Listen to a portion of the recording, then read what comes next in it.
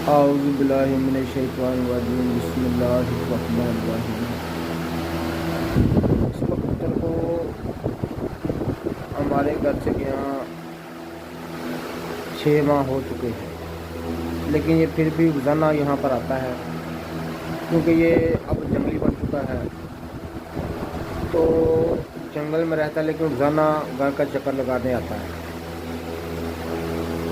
ये आप देख रहे हैं, 6 माह से ये बिल्कुल जंगली है। तो रोज़ाना हमारे घर में आता है कुछ दाना दुनका चुगने या घर को देखने।